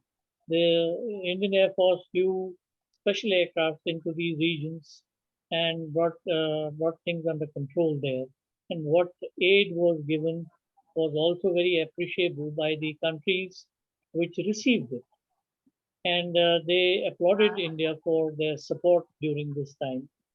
And apart from that, I feel that in India itself, we must be very aware of this issue, that how the government is tackling all this and bringing a good name to the country in the arena of the disasters which are taking place. And it is also being applauded and it is being recognized by the world that how India selflessly is helping the other nations, which has come a long way in our favor. And I think the world is looking at us on various angles. Even in the in the war zones, India has been called for negotiating. It's a big achievement for India, and it has raised the levels of the international acceptance that India is doing so well. In the UN also, we are in the pipeline to be nominated for likely to be nominated for the Security Council. Okay, India is doing so much for the world today, and which is being recognized by the UN also. I think it's a big thing to have, and I feel in India itself, our populace should understand this, that what a good job the Indian government is doing in all spheres. Maybe the economic sphere, maybe the defense sphere. Incidentally, Indian troops are one of the best troops that the UN is asking for, and it's the number one, troops which are favored in the UN forces from the Indian defense side. It's a big achievement for our troops as well as the Indian Army, and one must feel very proud about the Indian Army operating in these regions and bringing situations under control, which superpowers have failed to bring the situation under control. You take any example of the US. Wherever they have failed, the Indian Army has retrieved the situation for them. We have pumped into those regions and we have retrieved the situation for them. It's a fact that I'm quoting. So therefore, it's a very proud moment that each Indian should feel proud of it and support the government on these issues. And it's a human job that the government is doing for the Indian citizens and for the whole world as such. I think we should be very proud of this issue. And each Indian should be very proud of this issue. People sitting in, minus 70 degree temperature, the soldier doesn't question anybody on this issue. But he is also a human being, I think. And one should be humble to him whenever you meet him anywhere else in India and give him that little respect that he deserves. And he deserves it from the core of heart of everybody. Nobody wants to die. He voluntarily goes there and supports this country and supports each one of us. I think it's a big thing to happen, and there is no sacrifice beyond his own life. And I think India is a great nation, that it has got such soldiers and officers in the forces, defense forces, as well as the paramilitary forces. It's a country to be reckoned with today, and it's doing very well. I personally feel. I hope the government remains and they get an opportunity to mend the ways of people who have gone astray. India is going to rise and it's going to be a superpower. I feel in next 5 to 7 years from now, maybe a decade, you'll be on top and you should feel very proud of the country and what the people have been doing for this country. Very well worked, sir. Today you have educated us a lot. I'm very grateful to have you Thank on you. this. I would just like to add something to what Colonel Chauhan said. Can I speak? Yeah, sure. Okay. So sir very rightly pointed out that India's support to the to the other countries has been tremendous, especially during the time of the COVID pandemic. So and this is what I was trying to say in my question hour session, that India's point of view or India's perspective has been very humane. So it is a very humane perspective that we have been talking about from very past. I mean, it's not something new. It has been there in our earlier interactions with the world as well. But the only problem is that our perspective from India has been shunted for a very long time. And this government especially has, come out from that, it is not staying that, it is coming out of that, cover that was built by the Western countries, that, we are going to talk about our perspective. And I think our foreign minister and our prime minister, of course, they are doing a great job in terms of, highlighting the perspective that India has. Especially I was, if you hear the interactions or the his the foreign minister's interviews with foreign media, you'll be amazed to see his body language. So his body language is very confident. He talks very confidently, and he talks about the third perspective.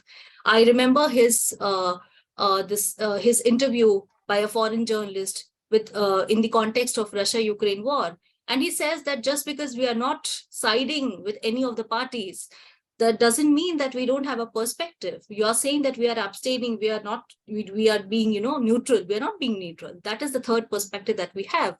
So India right now is positioning itself very well. And that positioning, like Dr. Bhargavi talked about the cultural perspectives, that today the world is recognizing the cultural aspects of India. Today, everybody is talking about seismic retrofitting, but in the past, India has been working, Indian households in the mountainous zones or seismic prone zones, they have been building houses which were sort of not prone to the earthquakes. So all these technologies, all those technologies were already existing. It is just that India is positioning it very well. So there is a mix of hard power and a soft power. So a blend of these two is the smart power that India is building. I think it is working very well in its in sort of building its perspective. So I think India has a long way to go under this government, and it is doing a really good job in terms of bringing the perspective of India to the forefront and not getting shunted anymore.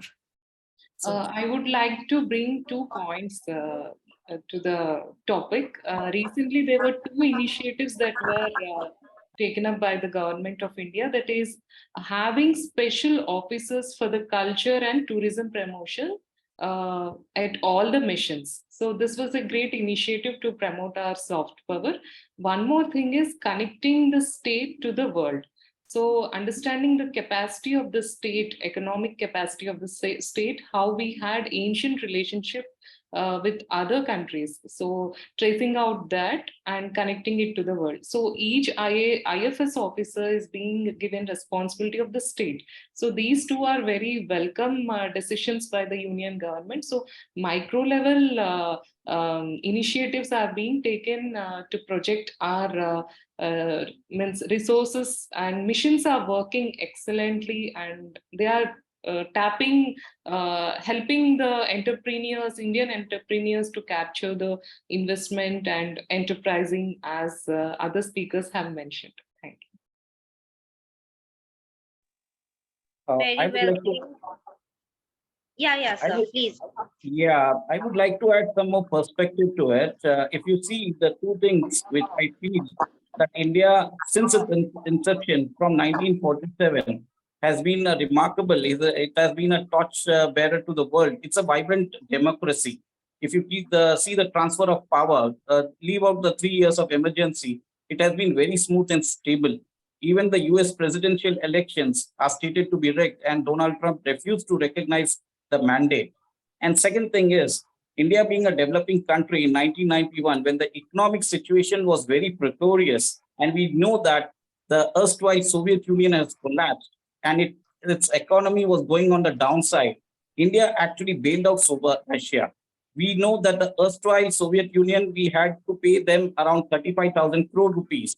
And if we had used the dollar, use the ruble mechanism for the dollar exchange, we could have settled the debt in around 100 crores.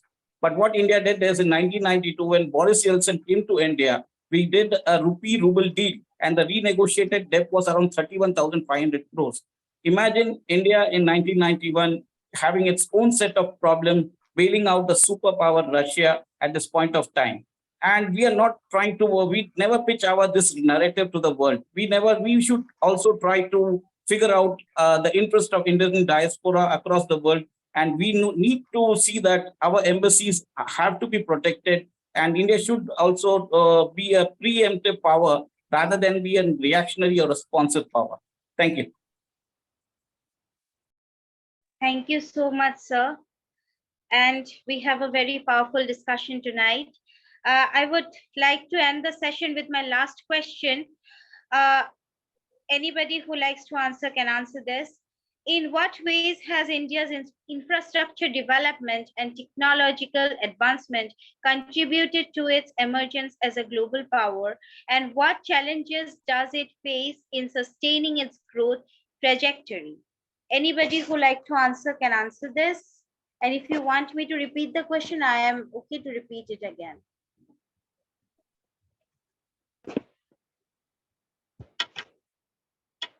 Shall I repeat?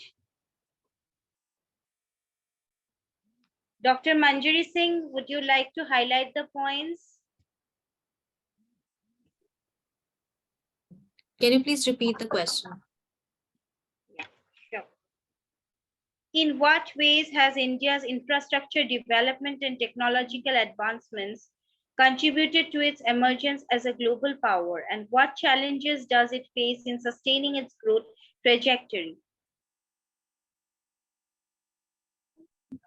I would like to comment on the tourism aspect, providing the international standard for, especially in the two-tier cities, having the infrastructure of stay, hotels, or the cuisine, international standard cuisine, or availability of proper transport for the locations. So these are certain challenges. Of course, there are through triple P model, the government is coming up, but still there are certain challenges to reach out certain tourist locations. So if this infrastructure is focused, and we can have more tourism boom in our country. I would just like to add to it. So in terms of infrastructure development, I think, we are not just focusing on infrastructure development inside the country, but also overseas.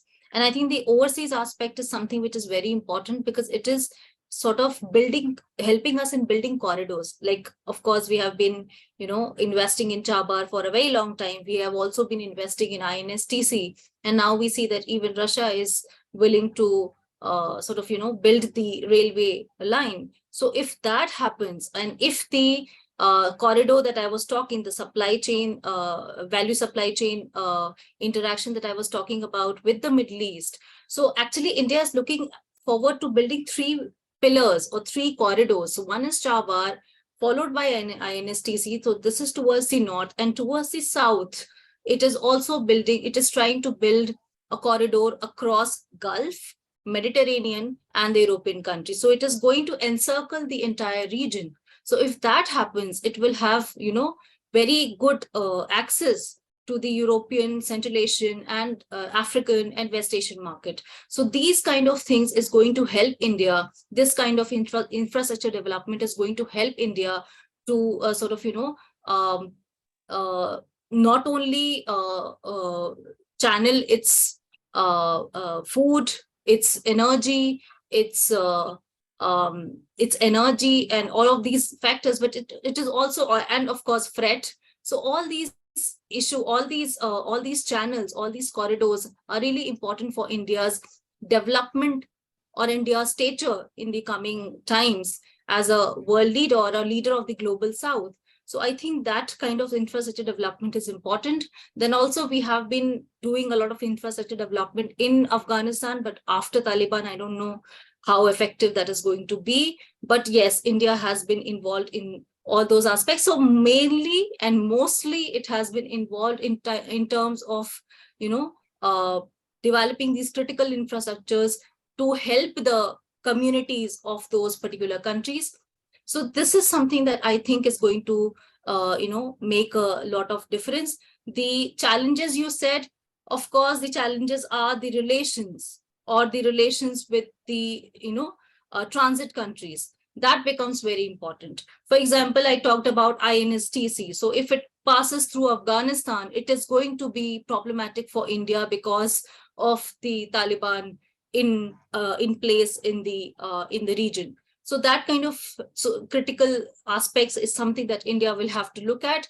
The another investment that India is doing is in pipelines. Of course, all the pipelines that it has been building so far has been very, not been very economical in terms of, because of the relations with the countries, because of Pakistan falling in our way to the pipeline. So now what India is trying to do is it is trying to build an deep sea pipeline through Oman and through other countries. So that if that is going to actualize, I think it is going to make a huge difference in terms of India's energy requirement. We all know that India requires about 84% of the energy, and of that 55% comes from the Middle East, from the Gulf.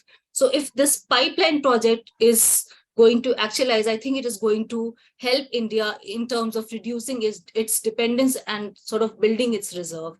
So these critical infrastructures are really important for India, and I think India is doing a great job in terms of investing in them. I would like to add one more thing.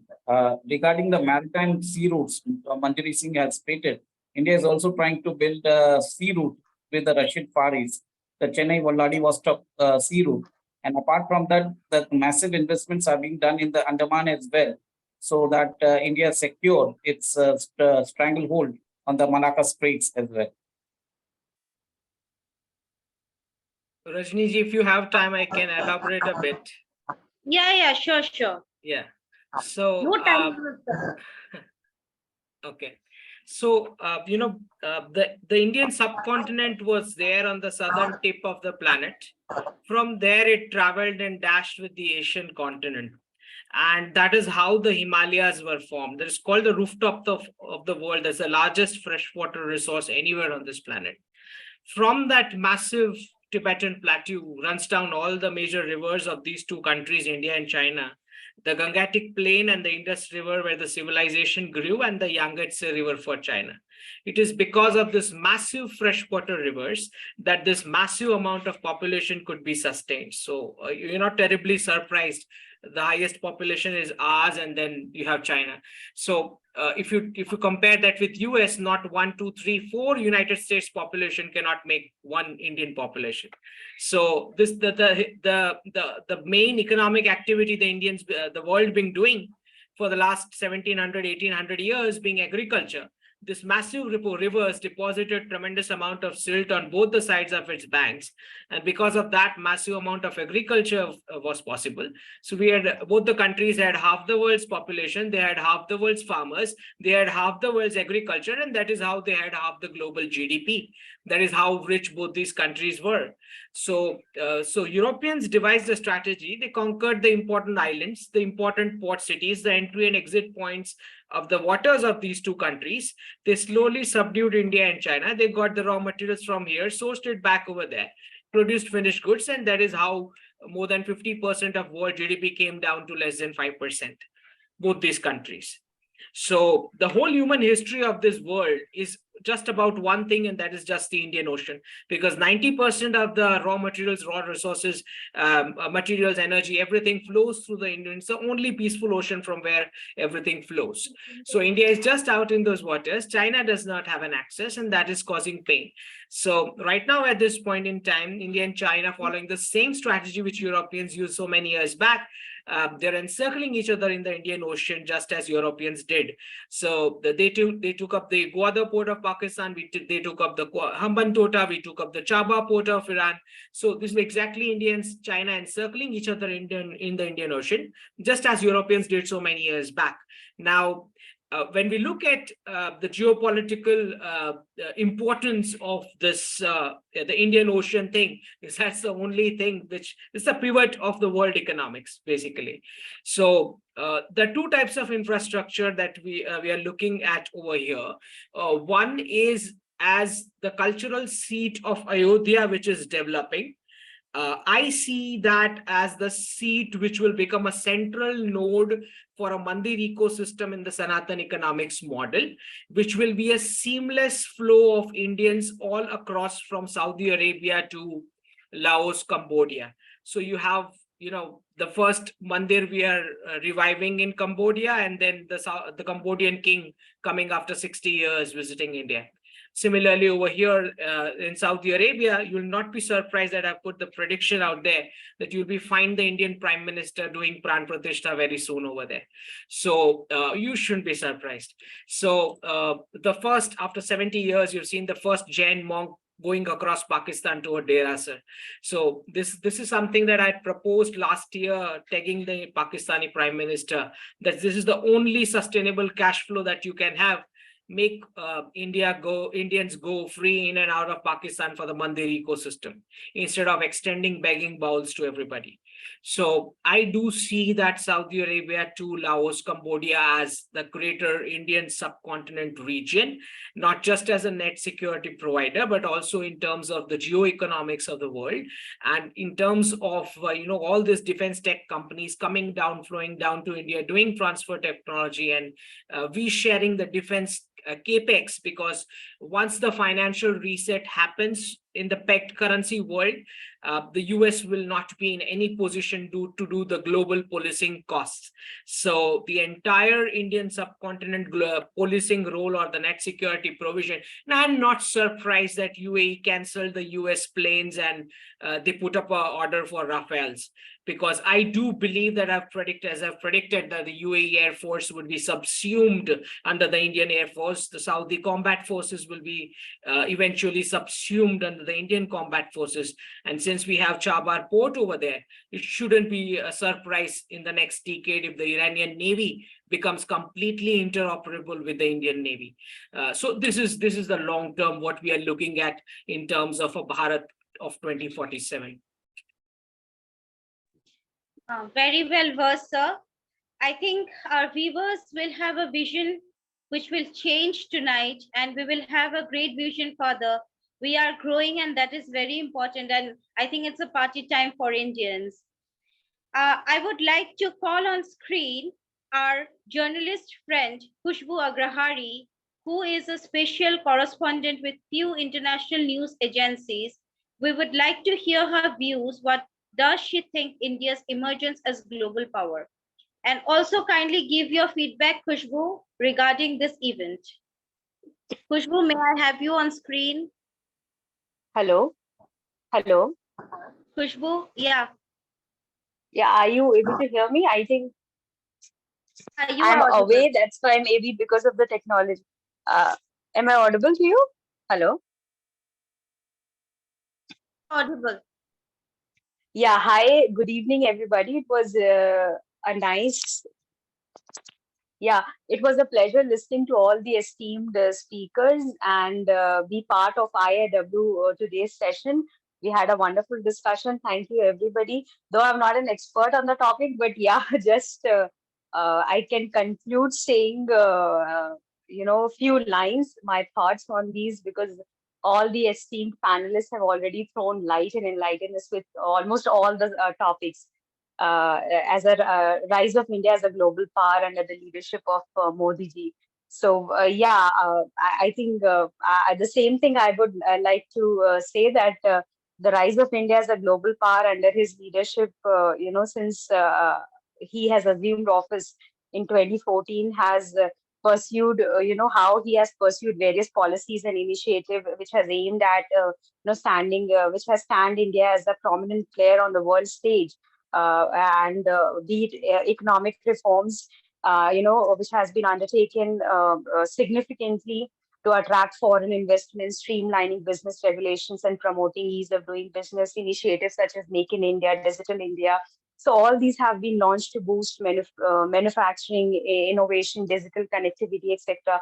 The implementation of GST, IBC, these are some of the notable steps as far as foreign policy and diplomacy is concerned. I would say that Modi ji and his government has pursued a very active and assertive foreign policy as well on building diplomatic ties, with the neighboring countries and other countries, initiatives such as neighborhood first policy, act east policy, look west policy. These all have, aimed at enhancing India's regional cooperation and expanding India's global influence. So his personal diplomacy can be seen engaging with with world leaders and participating on various international forums. So I mean, that's all what I can say. Rest, I think all points have been covered. So these are the things that I wanted to mention. Rest as a soft and cultural influence, as Harsha ji has mentioned, how India's rich cultural heritage, philosophy, and spirituality have fascinated people around the world. Practices such as yoga and meditation have gained, and have been gaining popularity globally. Indian art, literature, music, cinema that have found international acclaim. So these are the few things that we can talk about, and today we spoke on those things. So yeah, all in all, I would say on this session, as far as this session is concerned, it was a lovely session. We had such a wonderful esteemed speakers, and it was very insightful. And I thank you, Rajni, for making this a wonderful event. And I hope that all the speakers have too enjoyed and being part of this session. Thank you so much. Just a small thing I would like to add here, because today, as we delve into this topic of India as a Vishwa Guru, but we regret that we were unable to bring it a most distinguished speaker, a very great poet and an author, and of course a national hero of our country. His name is Shri Pamarthi Venkatramana sir, who is currently authoring a book on India as a Vishwa Guru, and his book will soon be out by one of the most leading publication, and hopefully be launched by our beloved Prime Minister Modi ji. So we eagerly await for this opportunity to read his insight, and we anticipate of having him in our future sessions. Like, due to some unseen reason, he couldn't attend and be part of this session today. So, but anyway, we have other esteemed panelists. So thank you so much, and I'm very grateful to Rajni ji and Rashmi ji, of course. Thank you so much. It was a pleasure. Thank you.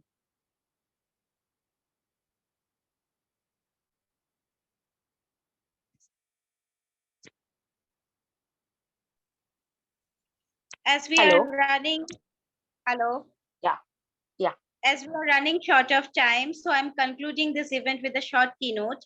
India's relationship with foreign countries is a dynamic and vital aspect on its social and global standing. Today, we have explored the multifaceted nature of this relationship, ranging from economic ties to defense collaborations. It is clear that India has significantly strengthened its strategic partnership and diplomatic alliances with nations across the world. As we conclude this event, let us reflect on the immense potential that lies ahead for India to further enhance its global relationship. I would like to call Rashmi ma'am on the screen. She would like to add a thanking note for all our speakers and to conclude our event with her wonderful speech. Ma'am, can we have you on screen? Rashmi ma'am, can we have you on screen? Yes, it's been mind-blowing session, so insightful, and what array of thoughts that were expressed here from somebody in army, somebody in college, somebody from the Ministry of Culture, and then Ankit, Dr. Ankit who is a CA and I'm a great follower of Ankit on Twitter, and Umesh Agarwal ji, Dr. Harsha, you all have been, so great. We are so grateful that you all have shared your thoughts with us and come upon this stage, this platform of inspiring Indian women. We are just a group of passionate women who want to do something different, and I'm really grateful to Rajni, who actually started this initiative of doing this kind of discussion, and we hope to have many more such discussion. And we want to really thank you all on behalf of inspiring Indian women. Hope to see you all again someday. Namaste to everybody. Thank you. Namaste. Namaste.